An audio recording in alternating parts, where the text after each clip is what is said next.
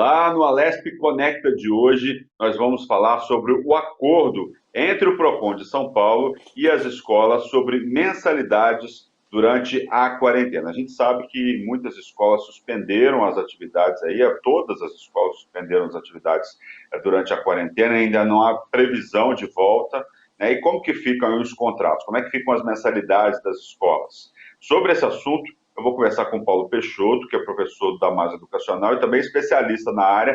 Seja muito bem-vindo, Paulo. Muito obrigado, Luciano.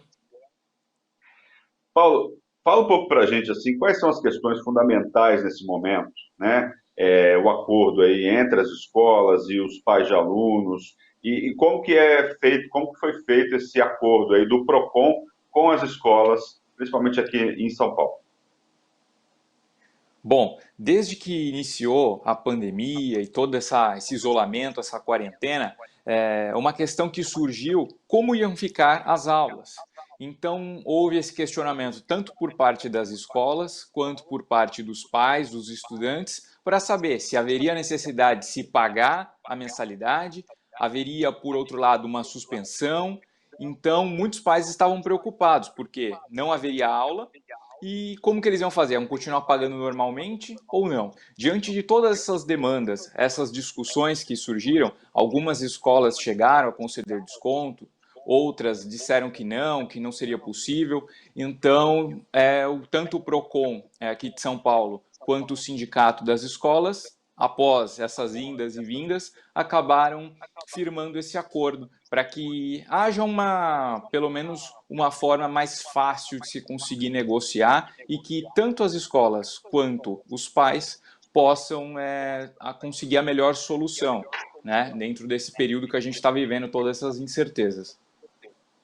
Como é que fica aí o pagamento das mensalidades? A gente sabe que as escolas dependem, o funcionamento tem que pagar os seus funcionários durante esse período de quarentena, mesmo eles estando em casa, né? Muitas faculdades, muitas universidades estão aí no módulo aí, como a gente está aqui agora, né? Pelo home office, né? Pela internet. Como é que fica essa situação aí das escolas? Assim, os pais são obrigados a pagar a mensalidade durante a quarentena?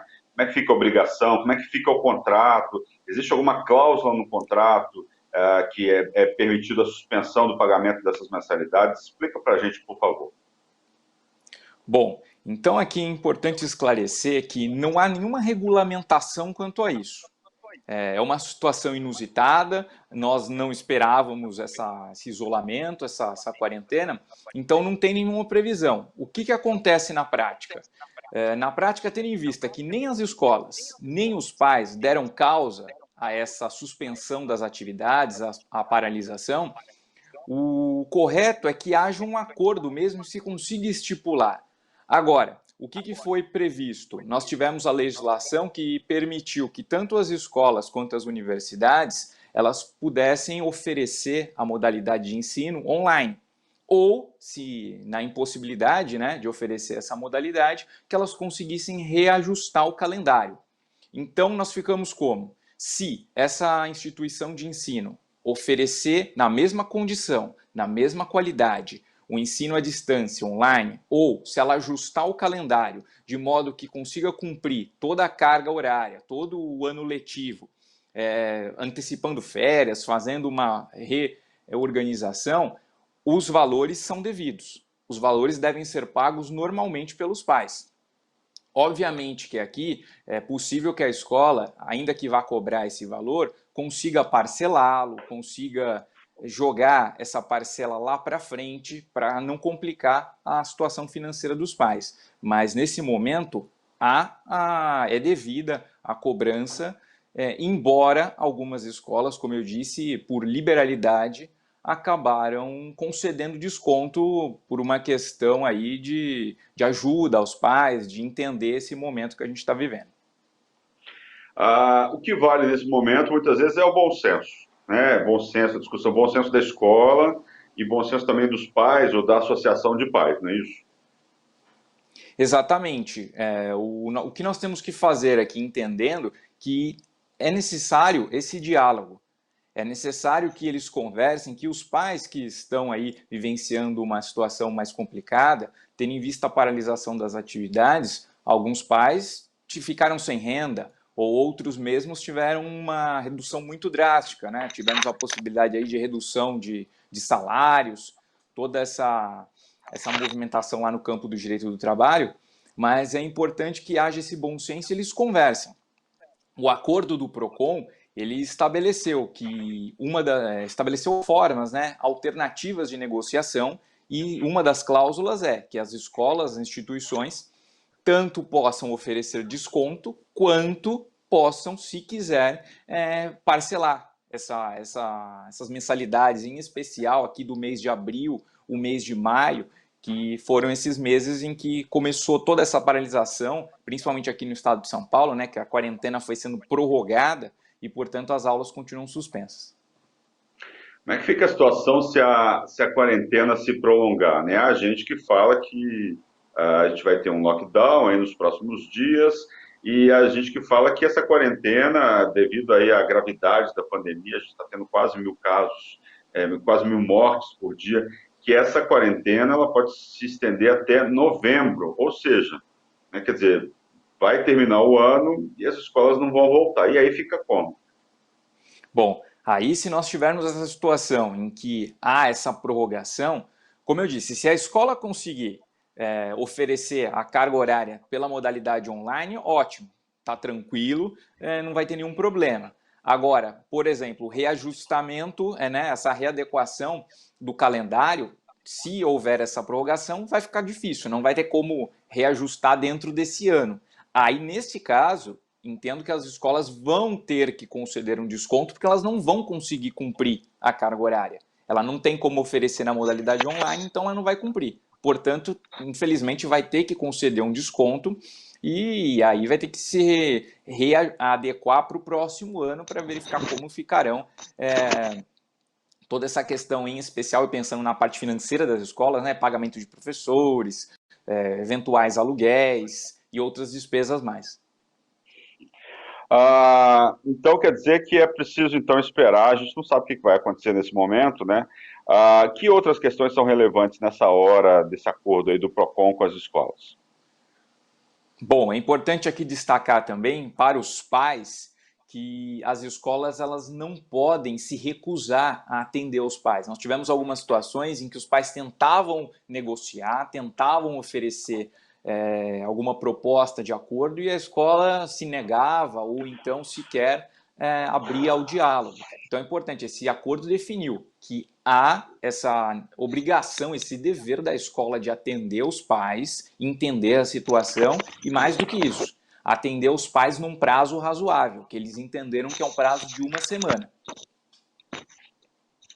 E um outro ponto também, Luciano, que a gente pode destacar aqui desse acordo é que a escola, se ela realmente quiser fazer esse acordo, oferecer esse desconto, entendendo a situação dos pais, ela não pode exigir. Também tivemos situações como essa aqui no estado de São Paulo. Algumas escolas estavam exigindo que os pais, para realmente demonstrar que não tinham condições de pagar, que estavam numa situação complicada, que eles apresentassem extratos bancários, declarações de imposto de renda. Esses documentos, eles têm o sigilo fiscal, sigilo bancário. Então, as instituições não podem exigir que os pais apresentem. Eles têm que apresentar alguma comprovação de que houve decréscimo na renda? Sim, mas não por meio desses documentos que nós temos um sigilo constitucional.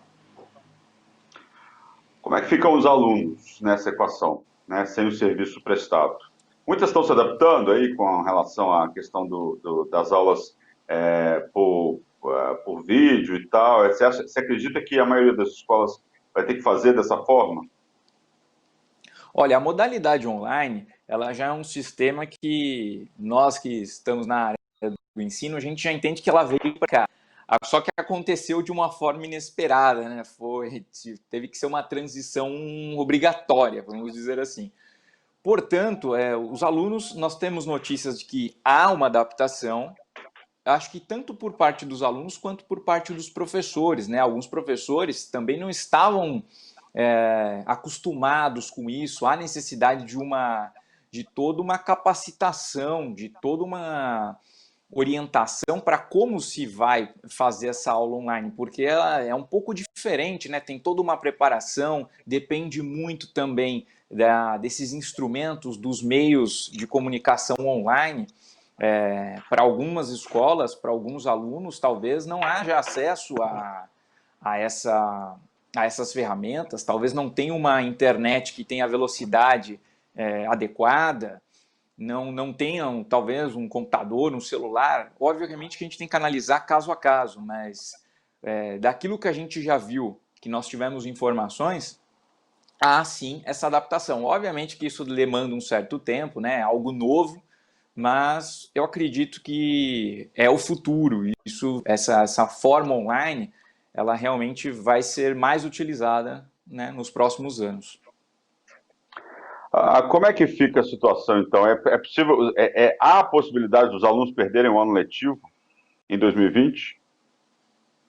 Então, nessas instituições em que não será possível a modalidade online, infelizmente, se houver a prorrogação da quarentena, dessas medidas de isolamento, eu receio que o ensino será bastante prejudicado, pois dentro do calendário escolar, como que as instituições elas vão conseguir essa meta se ela não consegue oferecer um ensino? Então, aquelas que infelizmente não conseguem, não conseguiram se adaptar, acredito que haja sim prejuízo aos alunos. Esse ano letivo de 2020 vai acabar sendo bastante prejudicado. Isso é muito ruim, né? E penso aí em especial, não só os alunos do ensino fundamental, mas vamos imaginar aqueles alunos do ensino médio, em especial do último ano, que estão se preparando para o Enem ou para outros vestibulares, e pode prejudicar também, né, todo esse serviço educacional do ano de 2020. Paulo, como é que fica o direito nessa hora? Né? Que tipos de processos vocês estão esperando? Que tipo de demandas judiciais podem acontecer por conta aí dessas questões da quarentena?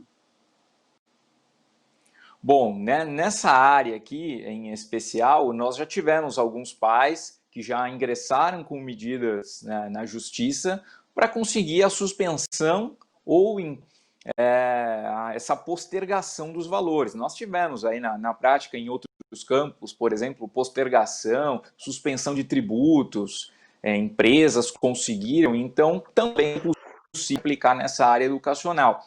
Essas medidas que foram sendo adotadas, também tivemos situações de pais que ajuizaram em relação à exigência de documentos que eu mencionei, de extrato bancário, de declaração de imposto de renda, tudo isso que esse acordo que o propôs na realidade foi uma junção de tudo que estava acontecendo.